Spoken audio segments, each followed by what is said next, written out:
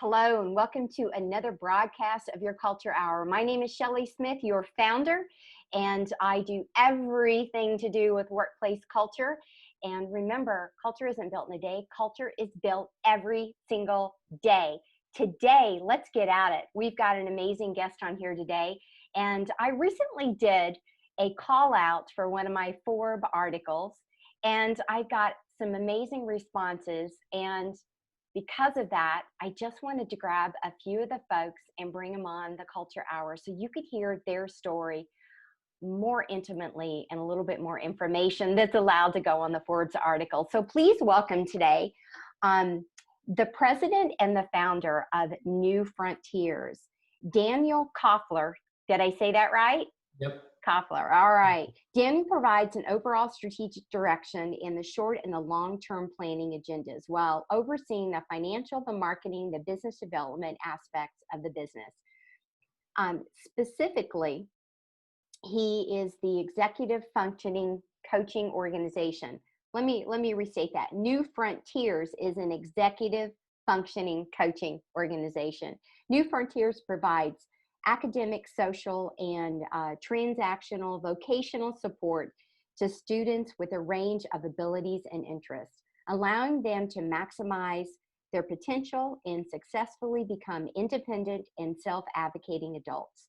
After the sale of the majority of the assets of Met Schools, his family's education business, Daniel's focus moved to special education practice within Met Schools' portfolio.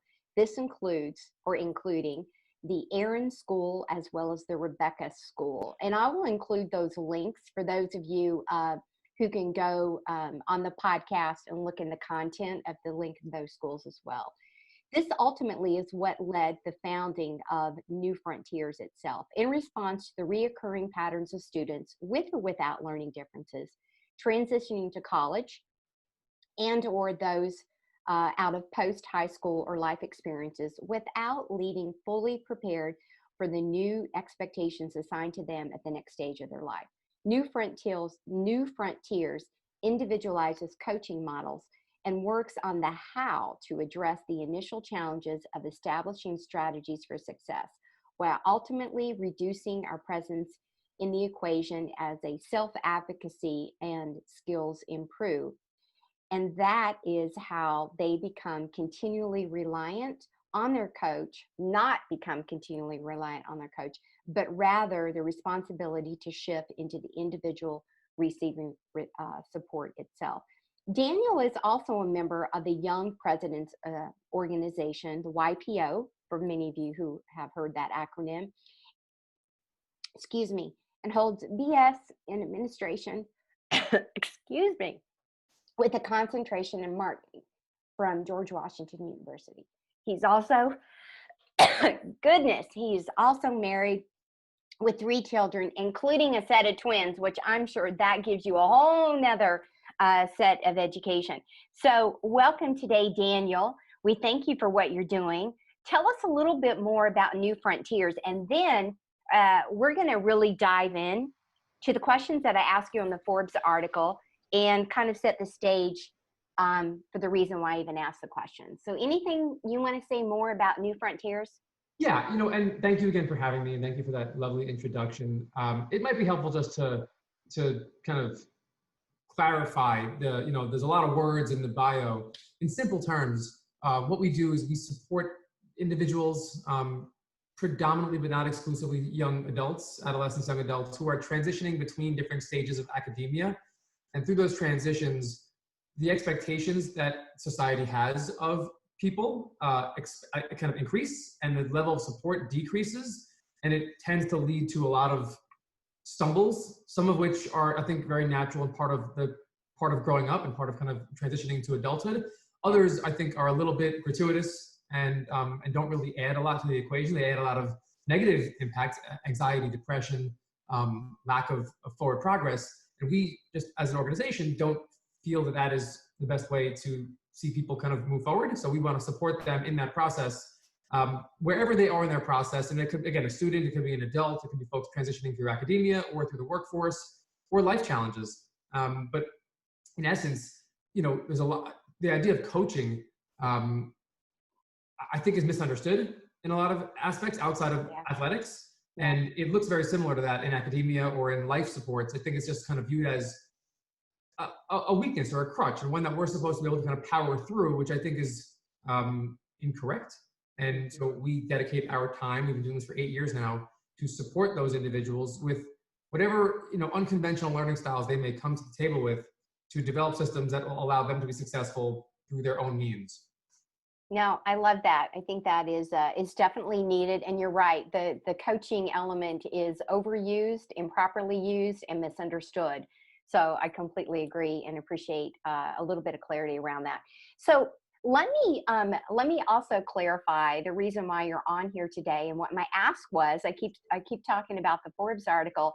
So I had reached out to find out because I knew there were companies out there as outside of my client base that are spending more on training and development or leaning into their culture workplace even harder now, especially during COVID and the crisis that is happening all over the world and definitely impacting us in different ways. And Daniel was one who responded, and he gave some really great examples, and I just thought we should unpack them and take a little bit deeper dive into them. So, you know, I'm just going to read some of the questions that I had asked you, Daniel, and then you can just kind of expand upon them.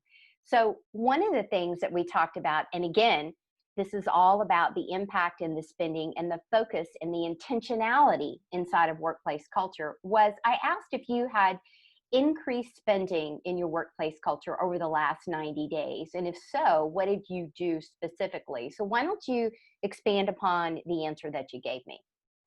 Yeah, so we're based in New York City. I should preface with that. So, you know, while everybody is, I think, dealing with the effects of COVID, and, you know, and it's serious, and we take it very seriously, certainly. And now, of course, with, you know, the protests going on, like New York has been impacted by this. It seems, you know, more directly and more kind of, you know, implicitly than other areas, just because of the density of the neighborhoods. So we haven't been together as a staff since I think I left the city on March 12th. So I haven't seen my staff. We've been communicating, you know, certainly quite a bit, and that's kind of part of the process here.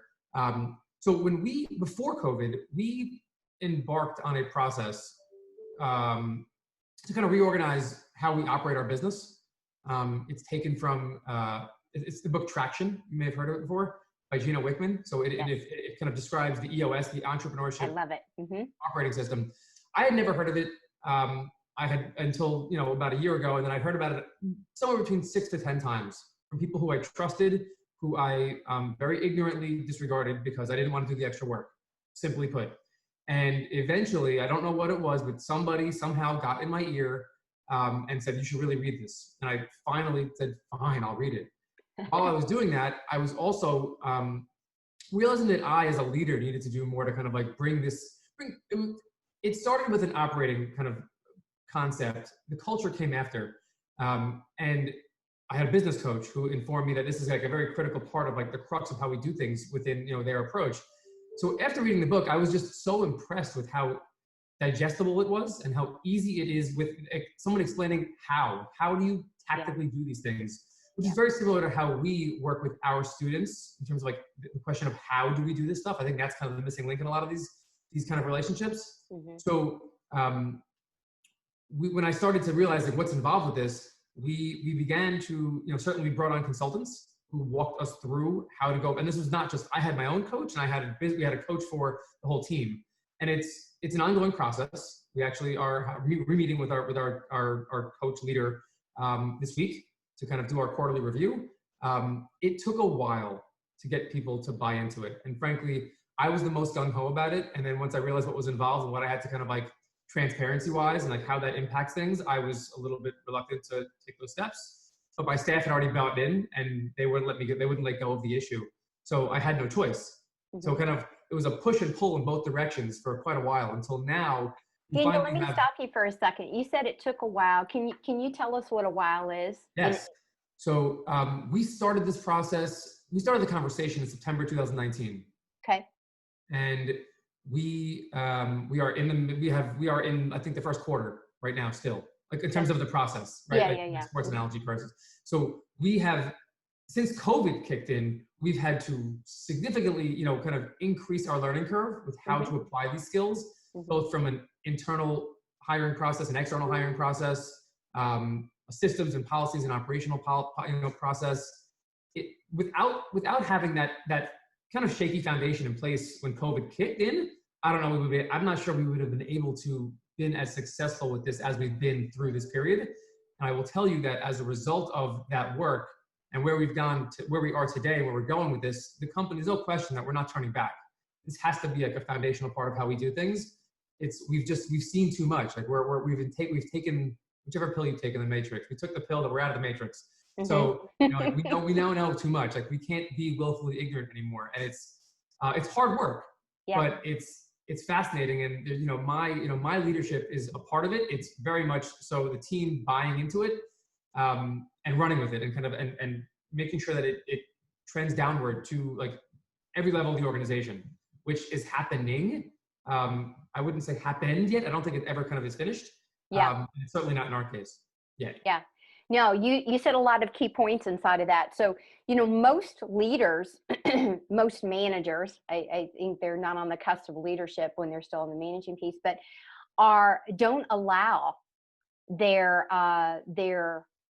fear and their transparency to not overtake them in order to allow that bottom up. So you talked about the bottom up that you weren't comfortable, but your team bought into it so much that they got you on board. And I find that very interesting. And I applaud you for that. I love that on so many levels. So, is there, for the people that are listening and watching, how did you get comfortable with being uncomfortable and allow them to kind of get you on board? Because it's typically a top down, and you took the bottom up, and I love that. And I want to just shout that out. So I'm blessed with a very well-educated, cerebral staff, team. So they have a really good ability, once they understand the concept that I'm trying to communicate, which I sometimes struggle with, but they are very good at interpreting my intentions.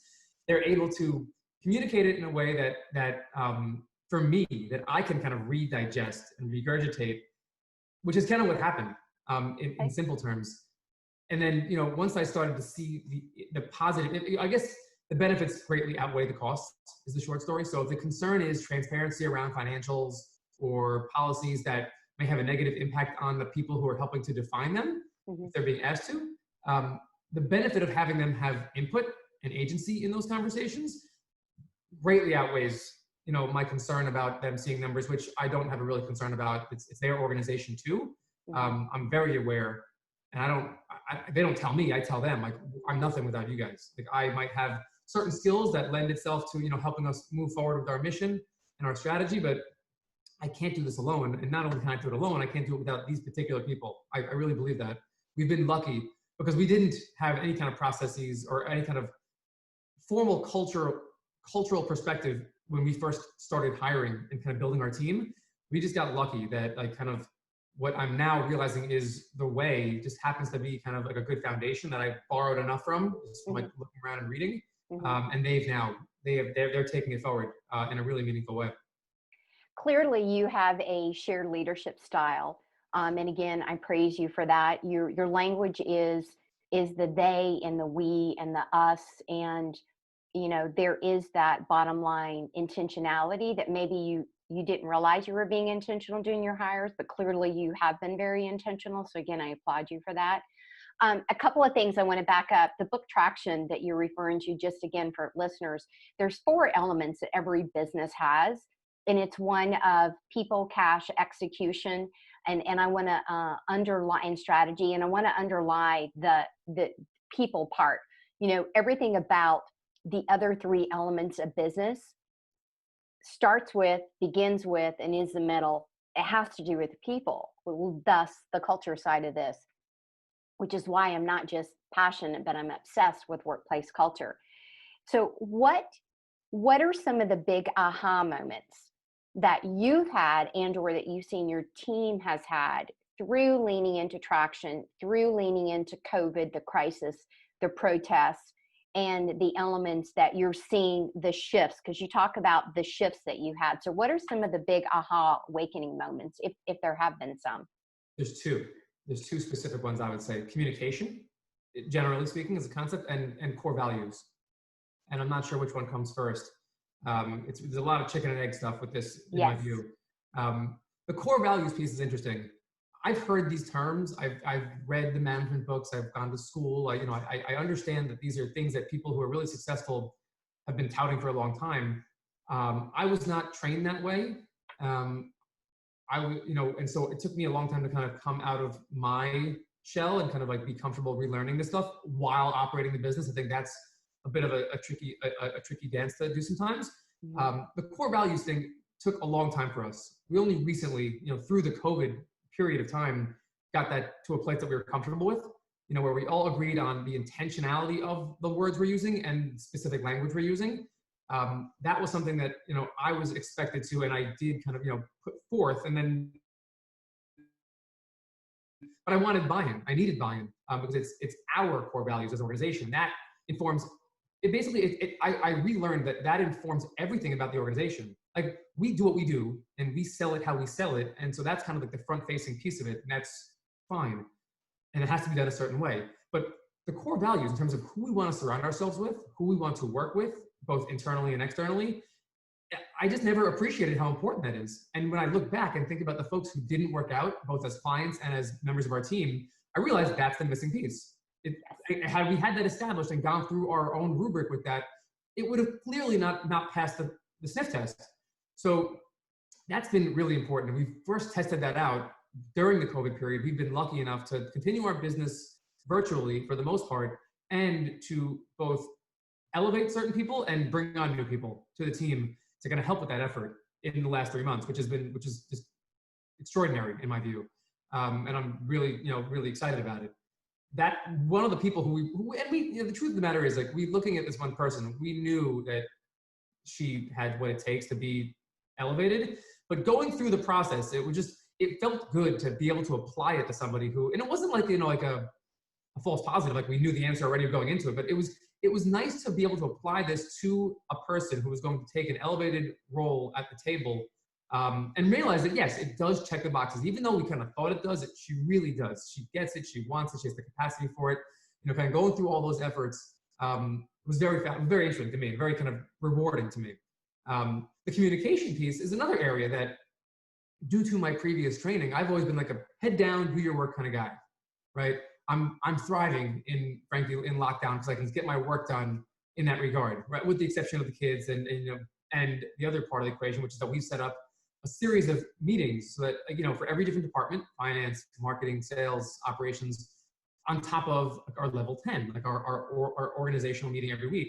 So even though we don't see each other physically as much anymore right at the moment, we see quite a bit of each other. And that's just that I'm involved with. My team has a series of other meetings at a level down that to continue to kind of strengthen the foundations there.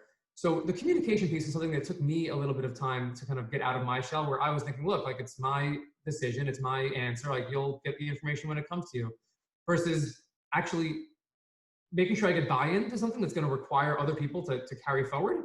I still struggle with it. I'll be honest. I still struggle. It's a time commitment.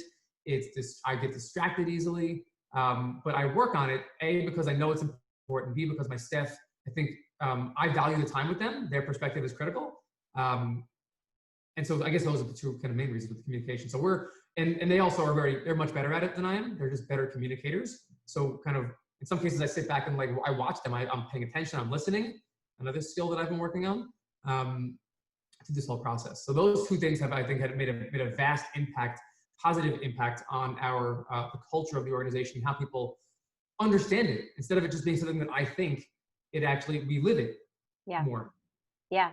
No, I absolutely love all of those things. You've given a lot of great tips, and, I'll laugh and say the check's in the mail to you, because you've hit on everything that I like to lean into, and definitely the shared leadership piece, the communication piece, obviously the core value piece. These are things that the viewers and listeners know that I am completely obsessed with, helping companies create their culture playbooks, which help them define those boundaries that you've talked about around the values and the litmus test Making sure that there are amazing human beings that are out there, but every human being is not set inside of every single organization and team. And having that better understanding intentionally, deliberately, in order to bring people in, on top of your comments around transparency, things that you're working on as a leader, and of course the almighty shared leadership. So I love all of those tidbits you've given us today. You know, the one of the questions that I had sent out was about how much or what you're doing differently from a training and a development standpoint. And I think you've like hit on a lot of those things indirectly and directly. But as we go into a wrap up, are there any things that I didn't ask you that I thought that you thought I was going to ask, or that you want to talk about or share? And then we'll put a wrap on today's segment. Yeah, well, I mean, so by the way, this is excellent. 6 months ago, and maybe 3 months ago is even a more appropriate term, considering kind of where we've been sitting for the last 3 months. I would not have been as comfortable talking about this stuff or as kind of eloquent if I've been. So this is not rehearsed. This is the reason why this is kind of so comfortable and easy for me, is because I truly believe it, which is fascinating for me to think about, just where I was not too long ago. I guess one point for folks who are leading organizations or who are running divisions, don't misunderstand. Like this sounds it can sound very kind of like flowery, and it's intended to, but it's still my organization. And what I mean by that is, like, I still have to make very difficult decisions that cut against the grain of what one might think in line with like all this kind of like, you know, kumbaya kind of stuff. We strive for that, but it doesn't always work, right? And this is a process that, you know, I think we've hit 80% in terms of like going through our issues on a weekly basis. We've hit or exceeded 80% of like completion through our meetings once. We've been doing this for like 6 or 8 months. So we have a long way to go. There's no question about it. Sometimes these conversations end in, you know, frustration, where I don't talk to my team for the rest of the day. And I call them the next morning and I apologize. Or I guess you know, there's been tears. It is, this kind of stuff is not, it forces you to dredge up all of what's been squashed down, and address it. So it's not easy to do. And it's not okay to attempt and fail and try again. Like I think that is part of the process. For us, we've been lucky enough to be able to kind of like power through with this and make real meaningful progress. But end of the day, there's still situations where all the signs point to like the process, and I still have to make a decision that goes completely counter to it and deal with the consequence of that. That's just, leadership is not changed by that. I still have to make the toughest decisions still come to my desk. And I know that there's 1,000 that get made that my staff handles that I don't have to hear about, which is incredible, but I still hear about plenty. And like, that doesn't go away. So just understand that like there's no, running a business is still running a business, you know, and building a business that has like a really strong culture internally is an effort in and of itself, separate from running the business, but combined with. So there's levels to this stuff, and I would encourage anybody who's interested in this to not be discouraged. It sounds easy for me to say now because I'm doing it, but if I can do this, I promise you that the next person can do this. I had a lot of unlearning to do, and I had to do it pretty fast because I was looking straight in the eyes of people who expected me to be able to do it faster than I really kind of was comfortable doing it. Yeah. Well, you know, the crisis, any crisis either lifts us up and we rise to the occasion, or we fold down and we go into a shell and we become frozen and sometimes don't recover. So, you know, I guess my last question, I know what your answer is going to be, but I'm going to ask it. Can you imagine going into COVID and the protest without starting this back in September and having the team and yourself do? Where do you think you would be now if you had not chosen to lean into your culture? Literally, I'd be the example that you just gave, the latter of the examples. I would be hiding under my desk, doing everything possible to avoid difficult conversations, both, you know, in terms of like everything from PPP, you know, related conversations to, you know, what's the marketing angle this month? Kind of, it's just too many words. It's too annoying. There's too many distractions. You know, the city is, you know, not what it used to be. Like all these different emotions, people have all the different reactions to it.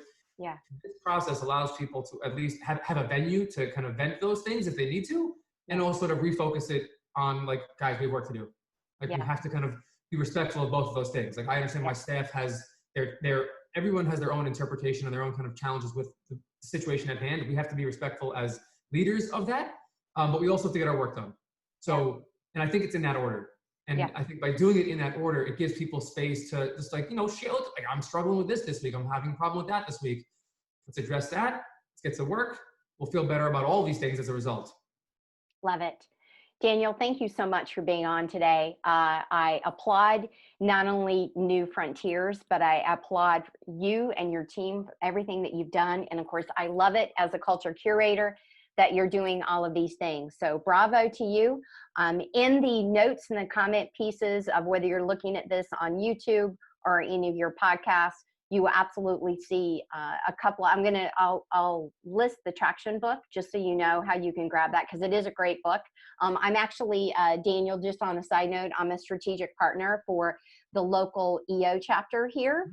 So, it was one of the things that I think I've been with them for maybe 3 years. And one of the first things that I saw was that they were using that book, and I was like, I love it. So I totally get that, and was surprised when you said that. I shouldn't have been, because you're YPO, but I was. So I love that. So thank you so much, everybody, for tuning in today. Thank you again, Daniel, for you, your team, and all that you do. And remember, building your culture, defining it, building it, and maintaining it is far less stressful and costly than going into repair mode. So if you haven't thought about that today, think about that. Culture matters. It starts with people. It starts with you, each and every one of us. Stay tuned for the next edition of the Culture Hour. Until then, be safe and be well.